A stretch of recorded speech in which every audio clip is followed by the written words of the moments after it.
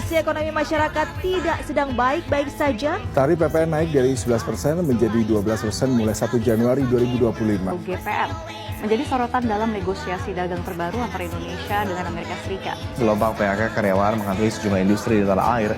PPN bakal naik menjadi 12% di tahun 2025. 7 April, rupiah dibuka melemah sebesar 251 poin atau 1,51% ke level 16.904 per dolar Amerika. Ekonomi bahkan kembali ke level pandemi COVID-19, tepatnya terendah sejak kuartal 3 2021. 285,1 juta orang hidup di bawah garis kemiskinan. Setiap negara tentu ingin terus berkembang dan meningkatkan kesejahteraan masyarakatnya.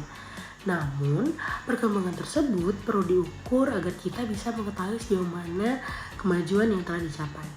Dalam ilmu ekonomi, ada 2 hal penting yang sering digunakan untuk melihat kondisi sebuah negara tersebut, yaitu pertumbuhan ekonomi dan juga struktur ekonomi.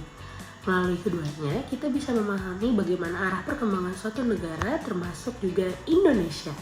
Pertumbuhan ekonomi menggambarkan meningkatnya kemampuan suatu negara dalam menghasilkan barang dan jasa dari waktu ke waktu. Sederhananya, ketika jumlah produksi nasional meningkat dibanding tahun sebelumnya, maka ekonomi sedang mengalami pertumbuhan. Ukuran yang sering digunakan untuk melihat hal ini adalah produk domestik bruto atau PDB real. Jika pertumbuhan ekonomi berjalan baik, biasanya kesempatan kerja semakin luas, pendapatan masyarakat meningkat, dan taraf hidup menjadi lebih baik. Pertumbuhan ekonomi tentu tidak terjadi dengan sendirinya. Ada beberapa faktor yang sangat mempengaruhi. Salah satunya adalah kualitas sumber daya manusia, karena tenaga kerja yang terampil akan lebih produktif. Selain itu, investasi juga penting karena dapat menambah modal usaha dan membuka lapangan kerja baru. Kemajuan teknologi ikut berperan besar karena membuat proses produksi menjadi lebih cepat dan efisien. Ditambah lagi, kebijakan pemerintah yang tepat akan menciptakan kondisi ekonomi yang lebih stabil. Jika melihat Indonesia, BPS mencatat bahwa perekonomian Indonesia pada tahun 2023 tumbuh sebesar 5,05%. Angka ini menunjukkan bahwa Indonesia mampu menjaga pertumbuhan ekonomi secara cukup stabil setelah masa pandemi.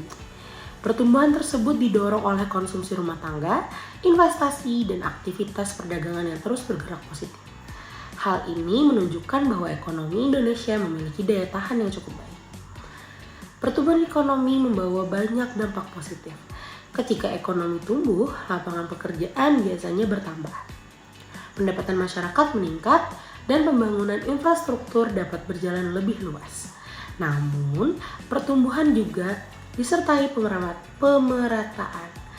Jika manfaatnya hanya dirasakan oleh sebagian kelompok, maka kesenjangan sosial biasanya akan muncul. Selain melihat pertumbuhan, kita juga perlu memahami struktur ekonomi. Struktur ekonomi adalah gambaran susunan sektor-sektor usaha yang berperan dalam perekonomian suatu negara. Secara umum, ada 3 sektor utama, yaitu sektor primer, seperti pertanian dan pertambangan, kemudian sektor sekunder seperti industri pengolahan, dan tersier seperti perdagangan serta jasa. Dari sini kita bisa melihat nih sektor mana yang paling dominan. Indonesia mengalami perubahan struktur ekonomi dari waktu ke waktu. Jika dulu sektor pertanian menjadi penopang utama, saat ini sektor industri, perdagangan, transportasi, dan ekonomi digital berkembang jauh lebih pesat. Perubahan ini menunjukkan bahwa Indonesia sedang bergerak menuju ekonomi yang lebih modern dan dinamis. Perubahan ini kita bisa lihat langsung dalam kehidupan sehari-hari. Saat ini banyak masyarakat yang menjadi sebagai pengemudi online, penjual di marketplace, freelance, hingga content creator. Selain itu, banyak UMKM yang mulai memanfaatkan platform digital untuk menjangkau pasar yang lebih luas. Ini menunjukkan bahwa peran teknologi sangat berperan besar dalam perekonomian saat ini. Jadi, pertumbuhan ekonomi menunjukkan peningkatan aktivitas ekonomi suatu negara, sedangkan struktur ekonomi menunjukkan sektor-sektor yang menopang perekonomian tersebut. Indonesia memiliki potensi besar untuk terus berkembang apabila didukung oleh sumber daya manusia yang berkualitas, inovatif, dan kebijakan yang tepat. Dengan begitu, kesejahteraan masyarakat juga dapat terus meningkat. Kembang tebu cokot aslinya mlebu dadi kurus sugih bondo awak lemu aja ditiru.